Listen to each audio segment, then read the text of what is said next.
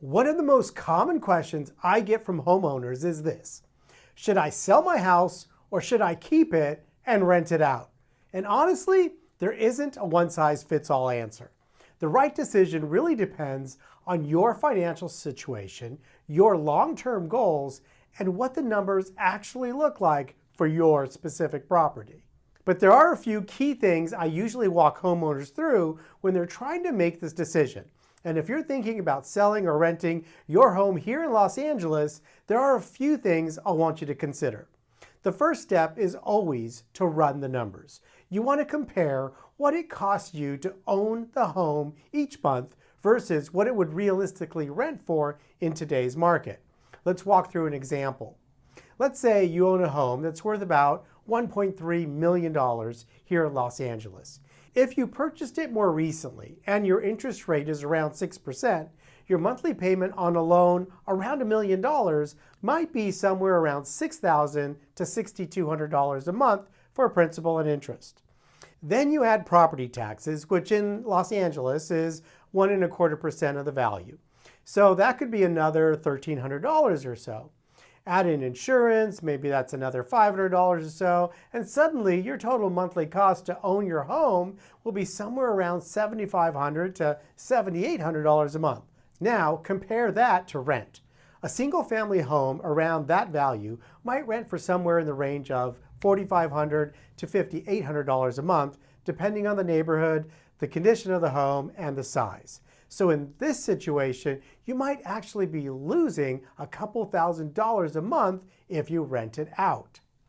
Now, on the other hand, if you bought the home several years ago or refinanced it when interest rates were much lower, the numbers could look completely different. Some homeowners locked in rates in the 3 to 4% range, which means their monthly payment might be significantly lower. In that case, the rent might actually cover most or all of the expenses and sometimes even produce a positive cash flow. So the first thing you always want to do is look at the real numbers for your situation, because depending on when you bought the home, the math can look completely different. The next question I usually ask people is whether they need the equity from the home. A lot of homeowners would love to keep their property as a rental, but they're also planning to buy another home. And sometimes the only way to make the next purchase work is by using the equity from the current home as a down payment. If you need the proceeds from the sale to buy your next property, then selling might be the more practical option. But if you have enough equity, savings, or income to qualify for that next home without selling, then keeping the property and turning it into a rental could be something worth considering. Another big factor right now is the current interest rates. Many homeowners are sitting on mortgage rates that are much lower than what's available today. If you bought or refinanced several years ago, you might have a rate that starts with a 3 or a 4. And that's a big reason why some people decide to hold on to their homes rather than sell them, because once you sell that property, that mortgage is gone. And if you buy another home later, you may be doing it at a much higher interest rate. So for some homeowners, keeping that property and renting it out can make sense financially because they're holding on to a really favorable loan. But of course, renting a home also means becoming a landlord, and that's something you want to think carefully about, especially here in Los Angeles. Owning a rental property can be a great long-term investment, but it also comes with responsibilities. You're responsible for the maintenance, the repairs, dealing with tenants, and understanding the local laws that apply to rental properties. Los Angeles also has a number of tenant protections and regulations, and some properties fall under rent stabilization rules. So it's important to understand what those rules are before deciding to rent out a property.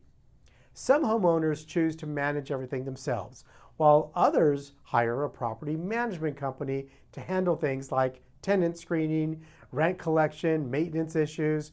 A property manager will typically charge a percentage of the monthly rent, but for some owners, the convenience and peace of mind is well worth it.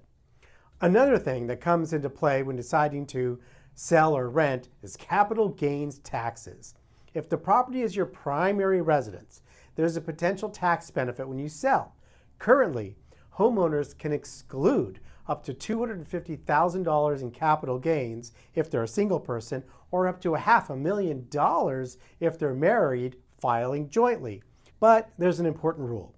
You generally need to have lived in the home for at least 2 of the last 5 years in order to qualify for that exclusion. So sometimes homeowners move out of a property and consider renting it for a few years. But if too much time passes, they may lose that tax benefit when they eventually sell.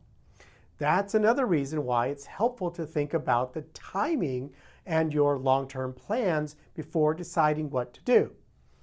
And for some homeowners who are thinking about selling, another strategy that occasionally comes up is something called a 1031 exchange. When a client has rented out their home for 3 or more years, making it a rental property, they lose that $250,000 or $500,000 tax-free gain, and they'll have to complete a 1031 exchange. This allows them to sell their investment property and reinvest the proceeds into another investment property while deferring the capital gain taxes. For example, someone might sell a single-family rental and use a 1031 exchange to purchase a duplex or a small apartment building, or even multiple properties in another state.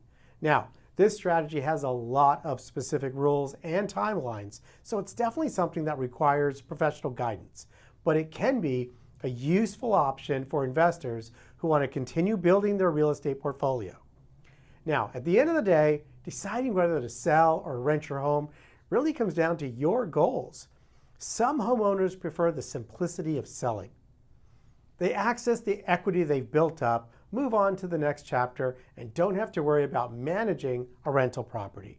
Others decide to keep the home and turn it into a long-term investment. Over time, rental income, tax benefits, and property appreciation can all contribute to building wealth. Neither option is automatically right or wrong. It really depends on what makes the most sense for your financial situation and your lifestyle. If you're trying to decide whether selling or renting your home makes more sense, the best place to start is by running the numbers and looking at the bigger picture for your specific property. Here's my rule of thumb. I believe in buying real estate, but not selling it unless selling it allows you to do something with the money you couldn't otherwise do without selling the property. But don't just sell to sell. And if you have any questions about what that might look like here in Los Angeles, feel free to reach out. I'm always happy to help you walk through the options so you can make the decision that's right for you.